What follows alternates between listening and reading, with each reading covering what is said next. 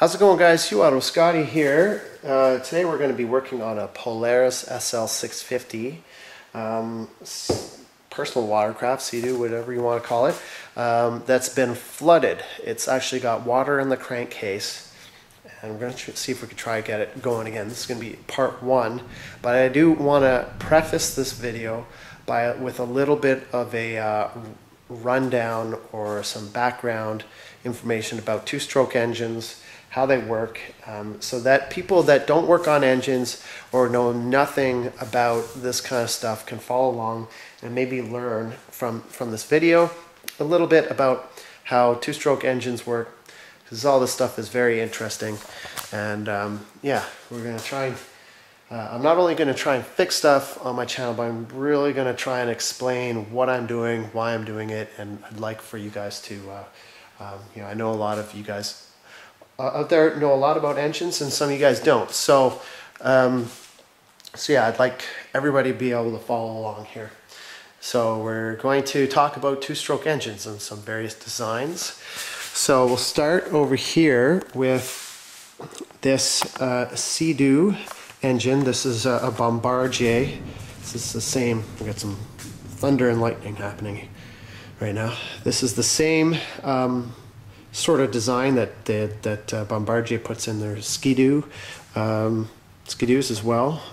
So this is a proprietary, patented design by Bombardier called a Rotax engine. Is the reason why they call it the Rotax is because it has this rotating rotary valve, and we'll see how this works in a second. But that rotating rotary valve is how the fuel gets into the engine, and that's a specific to Sea-Doo and Ski-Doo two-stroke engines. Here's the carb for that part. Now, most all other engines, two-stroke engines, don't have that. What they have is a reed valve system, which looks like that, and I'll explain how that works in a second. But let's just start with this. It's good to use this as an example to sort of learn how two-stroke engines work, because it's easy to see. We've got a flashlight here. So just going over some parts. This here that I'm turning this engine by hand.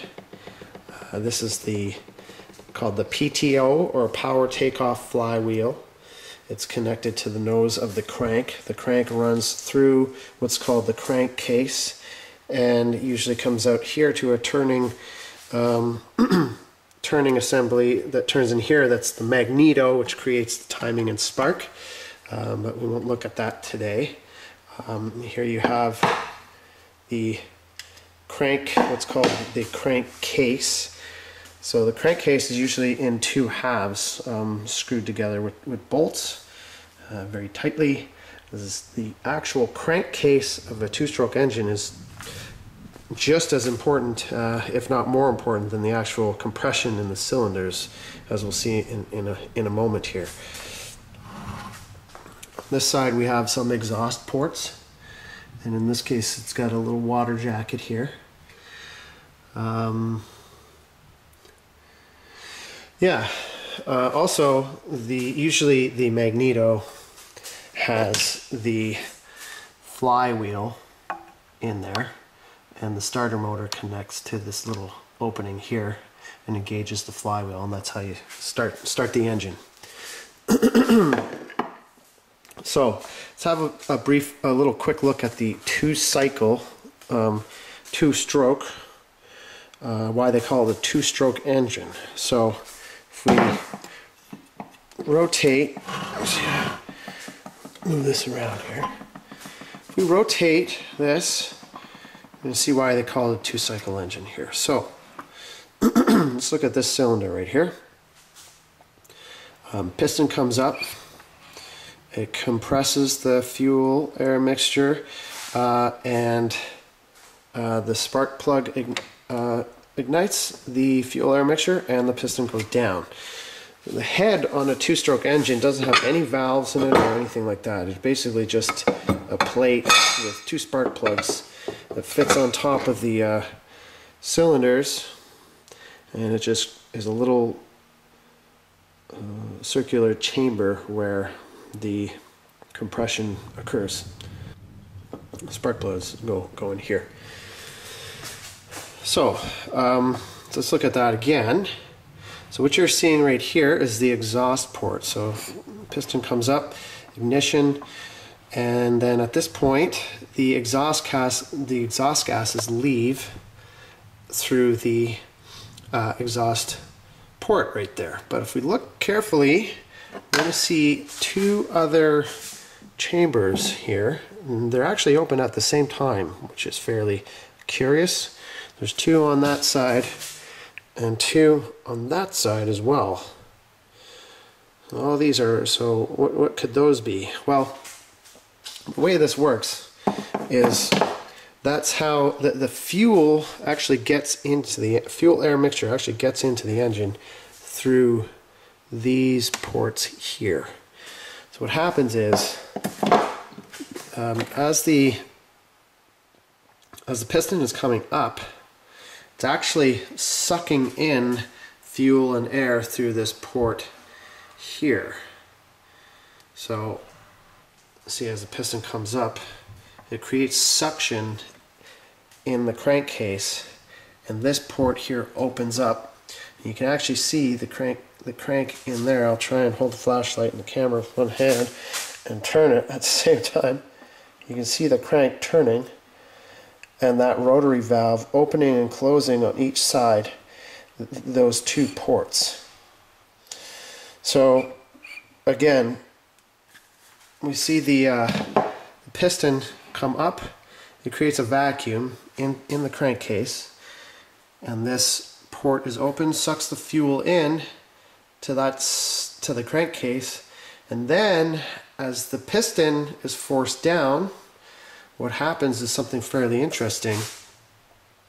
The exhaust port opens first, exhaust gases leave, but at some point, and we're not there just yet, so right now the exhaust gases are still leaving, but if I bring that piston down just a little further, you see that these little ports start to open up, and that piston is going down, and now it's, instead of creating suction, it's creating compression inside the crankcase, which is forcing the gases, that the fuel air gases that have gone into this crankcase, it is now forcing that up through these little channels here and into the cylinder. And you can see with the rotary valve, it's now blocked off this side, and there's oil here which creates an airtight seal. Oil is coming through these little oilers here.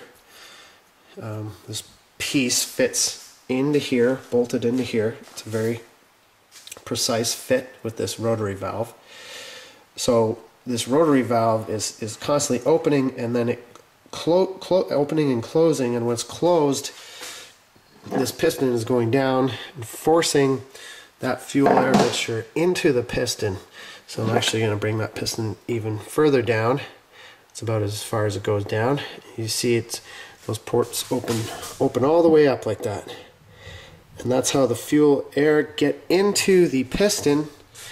And then once that is in there, it comes back up, compresses everything, and that whole process happens again. So ignition, and you'll notice that the exhaust gases leave in the same stroke that the fuel air mixture comes in.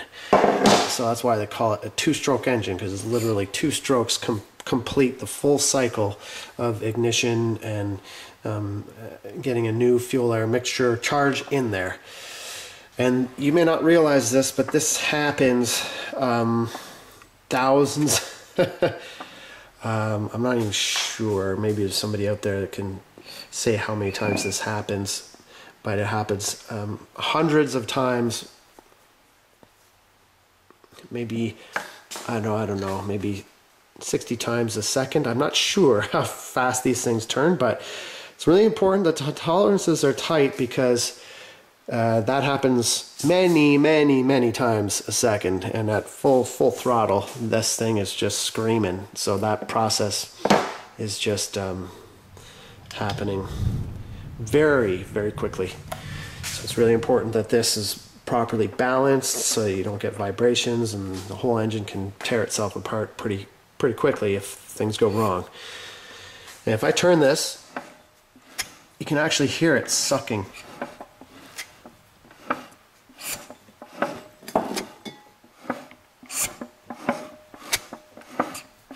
So it's really important that that crankcase is a very tight seal. So there's seals on either side of the crank. If those seals go, well, you can imagine that there's no way for it's going to hinder the engine's ability to create suction in the crankcase to pull the fuel in. So it's really important that that crankcase is sealed up. The crankcase is super important on a two-stroke engine. So anyways, that is how the Rotax engine works. If we look over here, this is a Yamaha design. It's the same as two-stroke engine. This one's locked up. It's been sitting in a junkyard, and some water's got into the bottom of the crankcase here and locked it all up. So I'm just using this engine as, there you go, you can see the crankcase down, or the crank. It's pretty rusty, and that's very bad because really depend on the we'll talk someday about crank bearings. Anyways, so yeah, this is a Yamaha design. Yamaha and Polaris use sort of a different way of sucking in the fuel. They use something called a reed valve. And that's scary. Jayla's freaking me out. Were you doing that on purpose? Yeah. Man, that was freaking. It's bad. I was like, it's bad. Jayla's had like 10. That thunder? It shook the house. Yeah, I heard it. Jayla's had 10 ice caps. It was wild. I didn't know what to do with myself. I came to find you. I'm really video ready right now. All right. I need to wash my hair. Okay. All right. So here, this here is this is what most other engines use that don't have a patent on that Rotax technology. These are called reed valves. So your carburetor would be attached to the top of the intake here, sucking in, and this one actually only has a single carb that feeds both of the intakes here for the crankcase. And there's some advantages to that actually, which we'll talk about in a second. This one is a dual carb design, but there are many Sea-Doo models that, for instance, just the intake. Well, I shouldn't do that. Why did I do that? I shouldn't do that. Getting that all dirty. Yeah, some of these Sea-Doo models just have the intake just has one port like that. It just depends.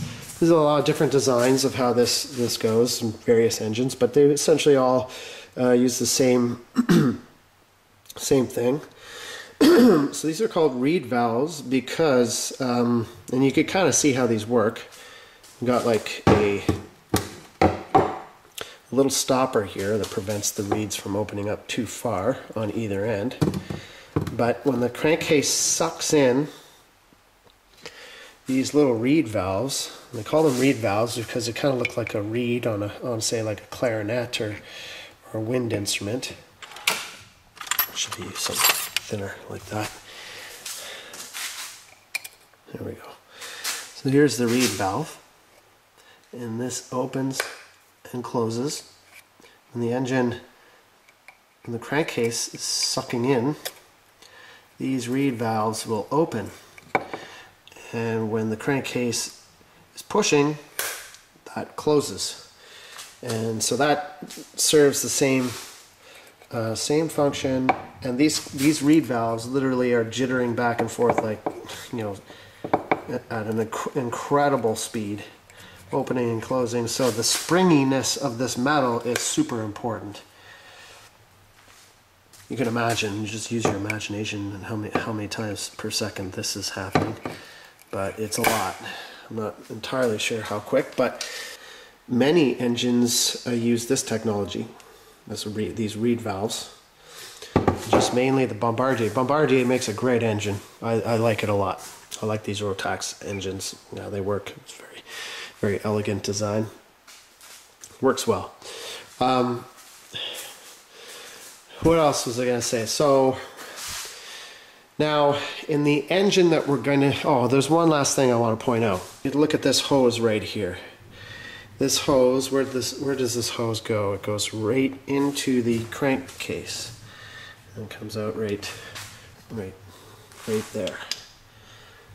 So what would that port or hose be going to? Well, that hose is going to the fuel pump. So as you can imagine, there's kind of like a fluttering pressure here as the engine's turning over. There's like fluttering pressure of sucking in and compression. That happens really, really quick. This little line here goes to the fuel pump, and it's got this pulsing pressure here, and that action actually powers the fuel pump. Yeah, and I will show you a fuel pump someday, and we'll look at the diaphragms in a fuel pump, and then you'll see how that happens. So if we look at the Bombardier engine, as it's turning around, we have this little hose here, and that's connected to the crankcase. So if you, I can't really do it now, but if you stick your finger on there and turn this, you can feel it suctioning and blowing out this pulse tube. They call this the pulse tube, and it powers your fuel pumps. And yeah, I can't remember. So the fuel pump, yeah. So the fuel on Bombardier, the fuel pump is actually attached to the carburetor. So this little opening here, this square block right here is actually the fuel pump. So if I take that apart, I can show you guys with all the little diaphragms in there and how that works. It's like a little fluttering pumping action here that pumps the fuel through the carburetor. So this is really important. If you don't have a good crankcase seal, or if there's something compromised with the crankcase, then you don't have this little pulse here, and your fuel pump won't work. Actually, you know, everything doesn't work. If you don't have any crankcase compression or sealing, if the crankcase seal has been compromised in any way, it really affects the engine. And most of the time it won't even run. So so you can kind of see how important the crankcase is and how all that works. The only other thing I will explain here in this video is, if you look, you probably were thinking to yourself, well, this is kind of odd because the exhaust port and the fuel intake port are open at the same time. They're open at the same time, so sort of that's a little bit inefficient because some of the gases that's coming in here are going straight out the exhaust. So that's a little curious. So you might be asking yourself, well, how does that work? And even as the piston's coming up, it's kind of forcing a lot of that fuel air mixture out through the exhaust port. It's only when it comes to around here that it actually really starts compressing. So that's a bit inefficient. But two-stroke engines are fairly clever. And if you look, it's raining right now, so maybe we can make it out to the shed. let's make it out to the shed and we'll look at the exhaust chamber of a two-stroke engine. It's got a very specific shape to it, actually. We'll go look at one of my Sea-Doos right now. Hopefully there's a break in the rain here. We can get in there. Yeah, there's a break in the... Well, it's still raining, but I'll just shield the camera. Let's have a look at what the exhaust pipe looks like. So, kind of an interesting looking exhaust pipe here. You can see it's got kind of like a bulge to it. It's kind of hard to see. I'll show you this better one day, but it opens up. It comes up and over, and then it opens up. I can't really. I'll show you that some other time. Maybe you can see it better on this GTX. Not really. Anyways, yeah. The exhaust pipe is like an interesting design because it opens up into, and then it closes back down, and then what that does is it creates kind of a back pressure shock wave, and a lot of that unburned fuel that has come out through the exhaust port actually gets forced back in to the cylinder as a reverse shock wave. So the fact that those two holes are open or two ports are open at the same time,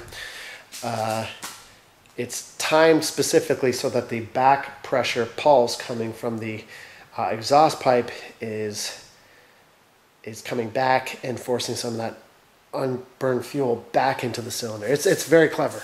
Apologies. I played 2 hockey games today and I'm just very, very hoarse.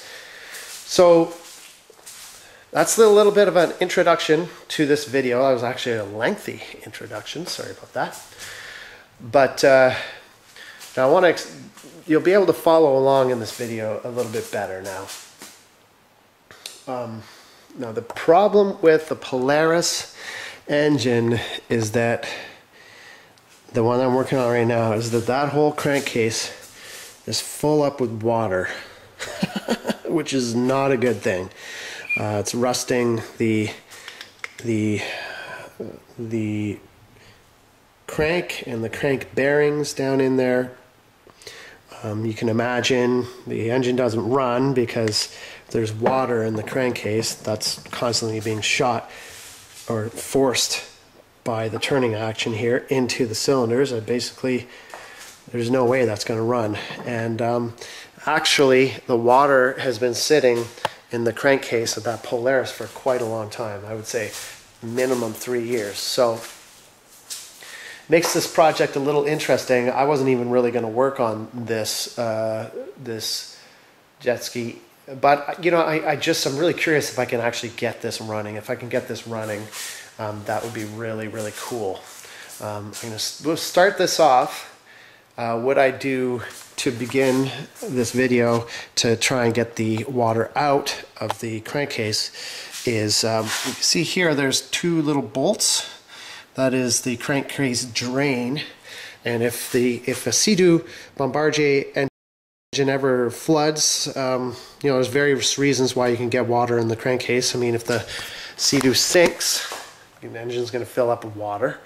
I mean, it's an engine that's operating in a marine environment. Sometimes you get water in there for various reasons, and you can save an engine if it gets water in it if you act quickly enough. All you got to do is drain the crankcase, drain all the water out of it, and then turn it over a bunch of times, put some oil down in the cylinders, run it through, get all the water out with these off, and the head like just spark plugs out. You'll see a bunch of water shooting out the top here when you turn it over. You do that a bunch of times and you get the water out in time and get it running again and get oil running through the engine again. A lot of times the engine will work just fine and there won't be any damage, minimal damage. But that's not the case in this case. the water's been sitting in the engine for quite a while, and at that point the crank is beginning to rust, the crankcase bearings probably beginning to rust, and who knows what other problems you could have in there. But let's see what we can do here. We might be able to get this running. I don't know. So that's a little introduction to this video. So I hope you can follow along. One other thing that I should mention, the pulse line on a Polaris is down at the bottom. So what I've done is removed that hose, and you'll be able to see all the water coming out of the crankcase here. Also, Polaris is a different design. You're going to see there's 3 cylinders. It's a Polaris. Usually they've got a 3-cylinder design. That's actually a little bit of a bad design for Polaris, and Polaris are notorious for burning out the PTO cylinder. So there's a 3rd cylinder here where on the PTO side of it, and this cylinder is notorious for burning out. You've got 3 carbs. If one of those carbs stops working or stops providing fuel, you can end up with a situation where one cylinder is running dry, which will burn out that one cylinder. There's just more moving parts,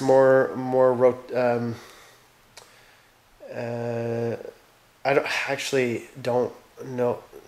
don't really understand why Polaris engines are known for that, but they do. They're pretty. The chances, if I do get this engine running, the chances of it running for very long or having any kind of longevity is pretty slim.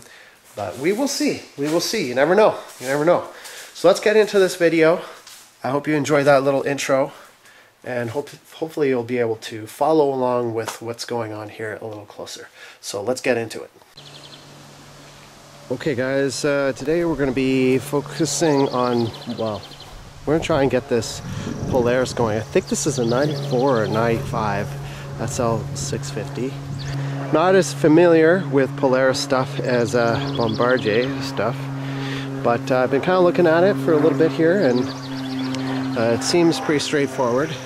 Now, I'll just give you a bit of history on this thing. It's been sitting for about 3 years in my yard. I bought it years ago for very cheap. The hull is not in great shape. It's been seen some battle scars for sure.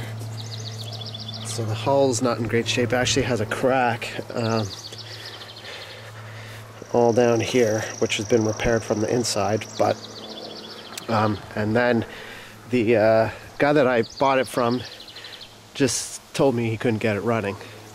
So I really haven't looked at it. I should say I did try and start it immediately after I bought it, and took the spark plugs out, turned it over, and it was spraying water everywhere. So I know that engine is filled with water. So after learning that, I sort of abandoned the project until today. So here we are, back at it. And what I'm thinking is I might be able to get this going. And this isn't going to be, this is just to get this going. I'm not going to be pulling this apart anytime soon. But let's show you what I found so far. So, well, one thing that's nice about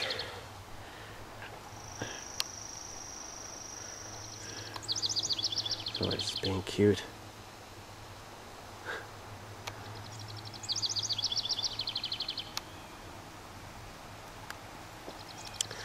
One thing that's nice about Polaris is that the fuel tank is easy to get at. So I just kind of pulled this off right away. That's not a good thing, so it would have never ran, even if it. So the fuel hoses are somewhere in this tank, all cracked up. And looking at the condition of this fuel pump, I would imagine that's all gummed up inside. So bad gas. I would imagine the carb is just filthy, absolutely filthy. carbs, 3 of them actually, 1, 2, 3, on a Polaris. And also what I did, and there's still some water coming out, it's very hard to see, but I'll try, and if you could see there's still some water coming out. That is the pulse line for the fuel pump. And when I pulled that line off, because I wanted to see if there's water in the crankcase, that's a good place to drain it out. When I pulled that off, just stream water came out of there for maybe 3 or 4 minutes.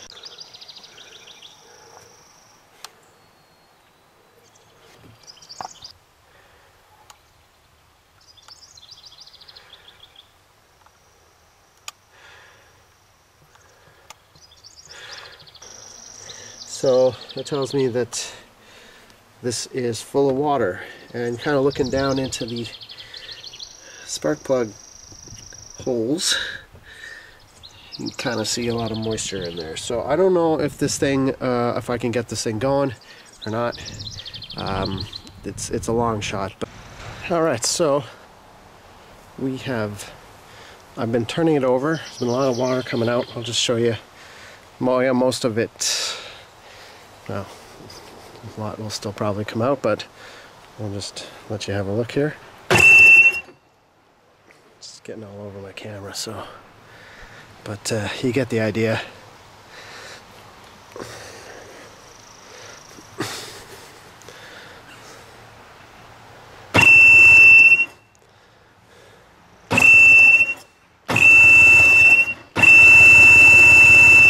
Started getting everywhere.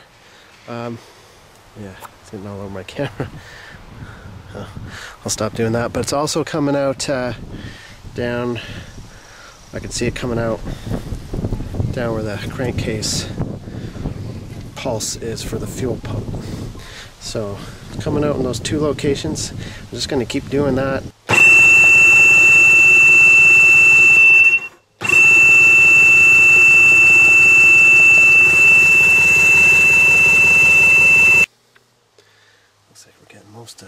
Most of the water out of there. I'm going to keep doing that. So what I'm doing is I'm coming in here with a little bit of fuel. Some fuel here, a little bit there, a little bit here, a little bit there, and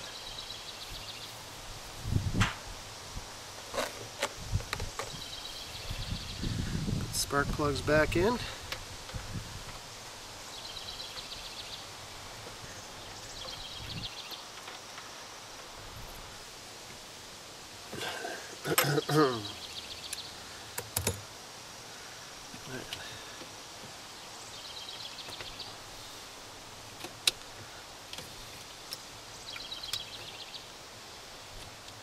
Okay, all right, let's see if she runs. See if she runs here.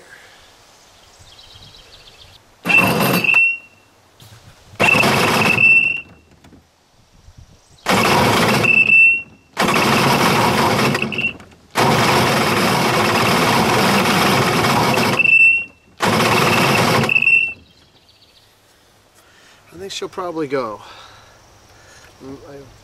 I've heard it fire up there a couple times, so I think she'll probably go. I think, you know, if I spend a day here cleaning the fuel system and all that kind of stuff, I don't think that's a waste of time.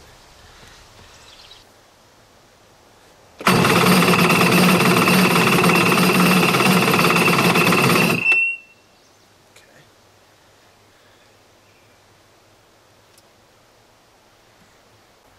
Well, this is what the spark plug looks like. Yeah, like, look at that. All water. Water, water, water and junk. All filled up with water. All right, try 2.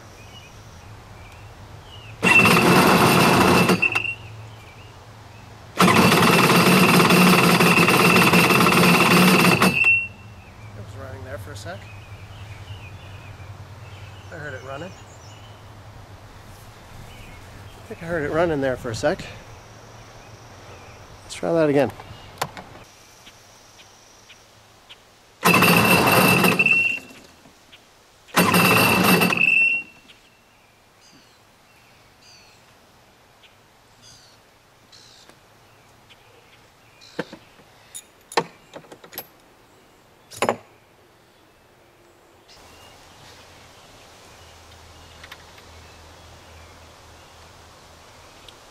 Better.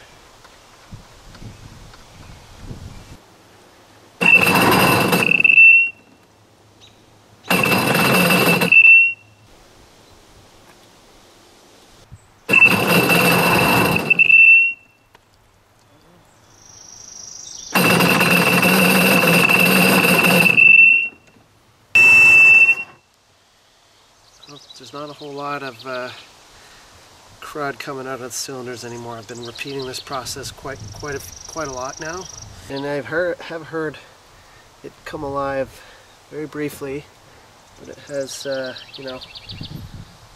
So what I think I'm gonna do is I'm gonna do this one more time, and then I think it's worth it at this point to take the carbs off and clean out the fuel system and see if we can actually get this thing going.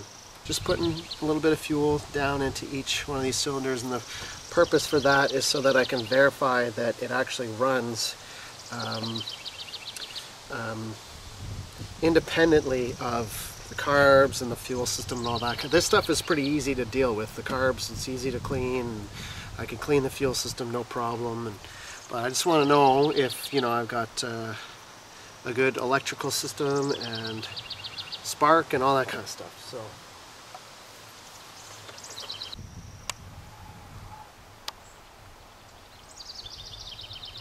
I've heard it kind of fire up there a couple times, so I think we're good.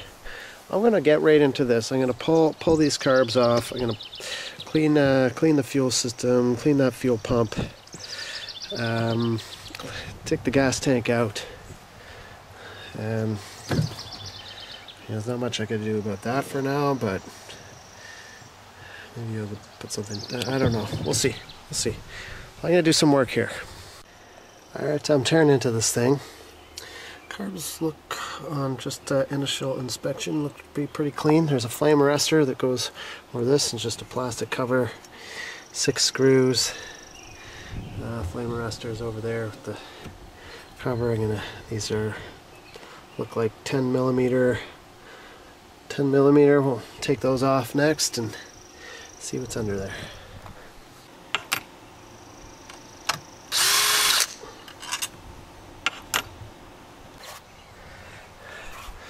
Alright, I'm gonna just tear this out. I was thinking maybe I wouldn't take these carbs out. They don't look too bad, but there's no way of knowing what they got going on the inside. But just wanted to document this.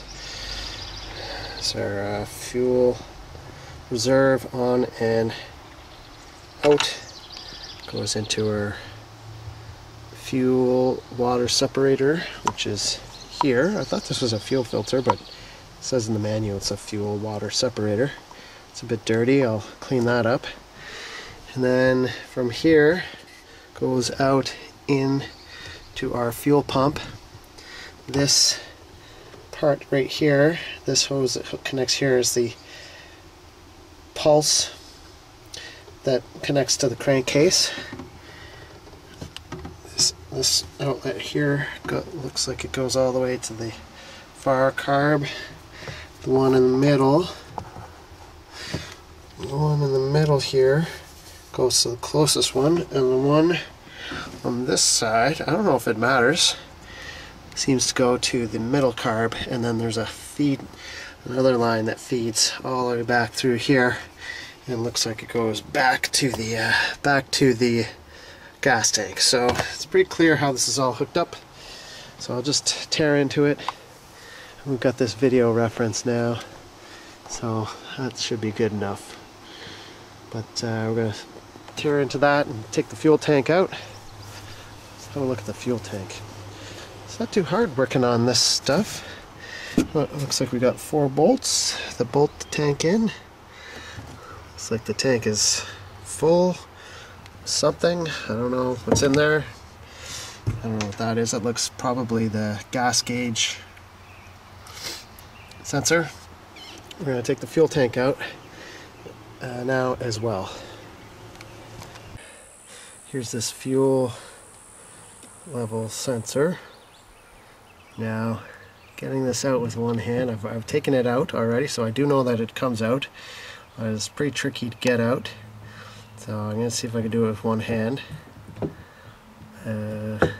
Right, over there like that, and then it's got this float on it that you can see there, and that should just come out just like that. Alright, there you go. That's how that works.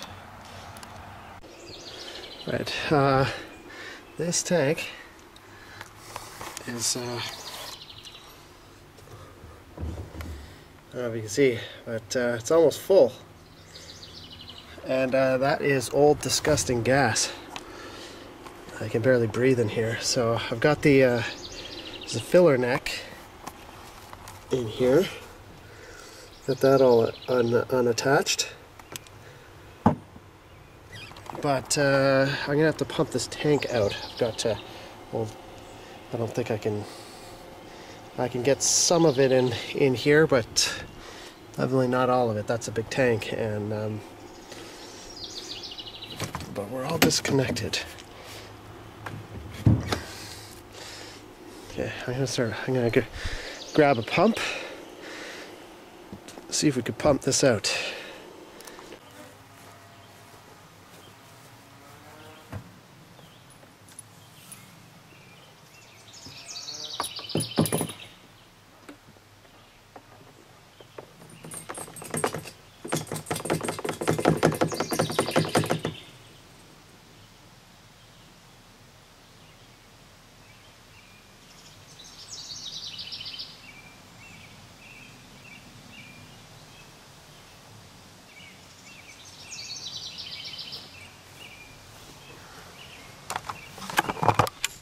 That's a lot of fuel in there.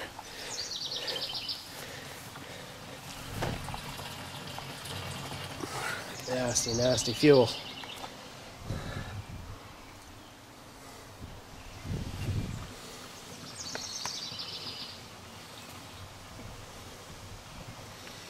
These siphons are great though.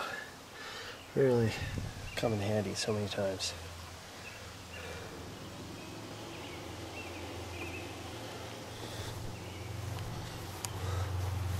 Closer look at this. This does appear to be damaged. We'll have a closer look at this module a little later. It's always good to have a working fuel gauge, so.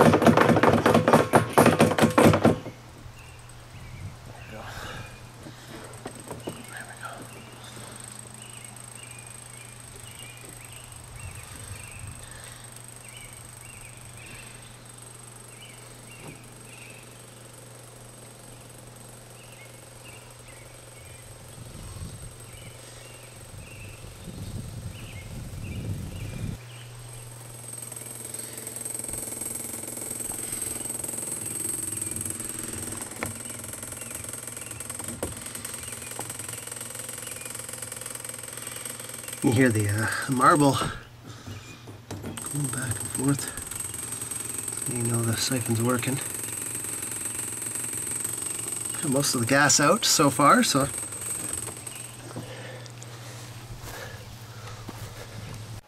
luckily that fuel fit into two fuel tanks. There's a gas tank right there. It wasn't too hard to get out.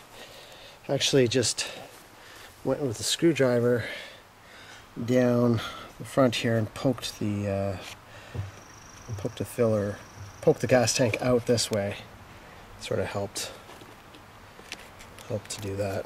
But anyways, this is going pretty good.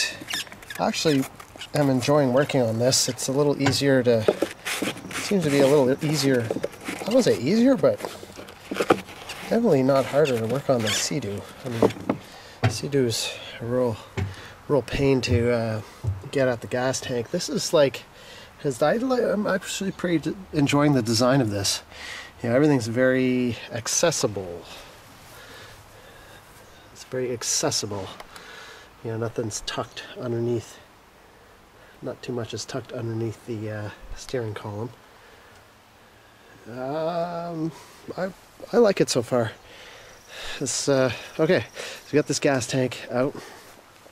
Let's see, we got some debris in here. So you can see all the leftover pieces of the fuel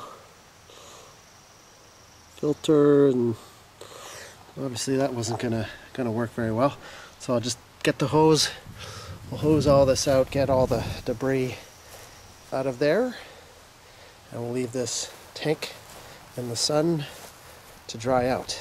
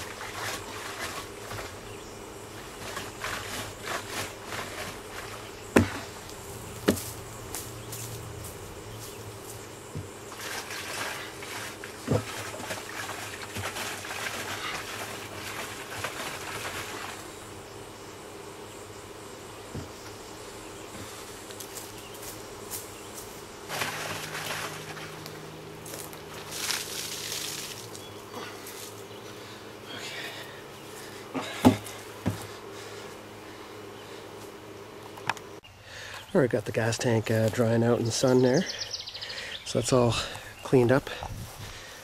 I will have a look at this in more detail. Looks like it unbolts from the bottom. Take that electrode off. Analyze that a little bit. It's this little piece here that came off of it. I'm not sure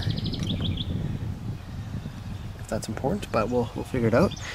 And we need to get some parts. We need to get some fuel line on there. So one of these is the fuel on, one of them is the reserve. Be either one of these two here. This one is going to be your fuel return into the tank, and then the fourth one here is a breather tube, which likely hooks to here. Actually, basically it's just a way that the gas tank can breathe, so that you'll create a vacuum in the tank when you're removing the gas from the tank. It needs to be a way for air to get into the tank. So Got four tubes coming into the tank there, and pretty straightforward. There's a little air dam here. Very clever. Anyways, all right, here's the deal. I'm either gonna try and make it work just like this. I was thinking maybe I would take the carbs off and clean them, but you know, it looks to be really hard to get these carbs off, and I'm just thinking if I'm going to take those off, I'm going to just tear the whole engine out. I'm going to take this whole thing apart, rebuild it, and put it back in. So I got two extremes here. You know, the carbs look okay, and the thing is, I mean, they look pretty clean.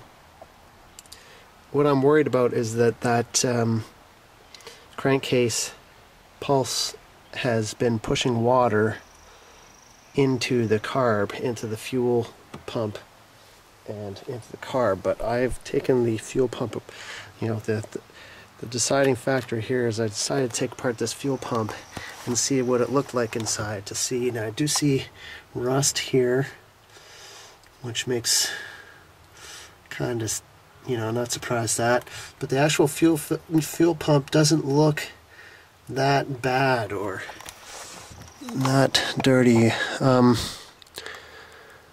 You know, so I'm thinking,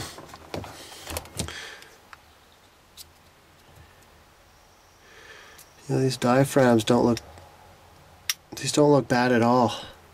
So I'm thinking I'm gonna put this back together and put a fuel line on here and just see if she goes.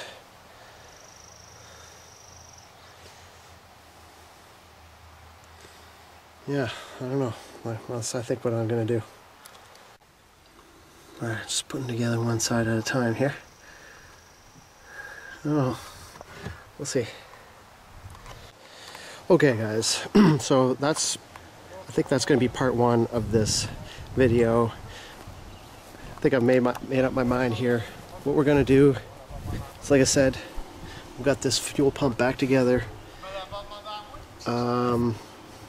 Gonna let this engine dry out a little bit more. I don't have any fuel line, so I'm gonna go to Princess Auto, get some fuel line. Get stuck up on this stuff. I'm gonna need a lot of that this summer, so get some fuel line. Little clamp doodads that we'll need for putting these guys back on, so on and so forth.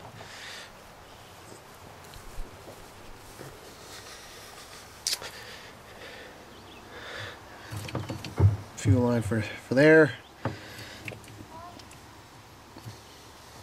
Different stuff. Get some supplies, and then we'll try it out again. So that's it for this part. Stay tuned for part two. We'll see if we can get this old girl running. I think I've got a good feeling. Okay, from UOttawaScotty and Zozers. We'll see you later. Part two, which will be up probably in a couple days here. Stay tuned. It's going to be a fun summer here when we get these machines on the water.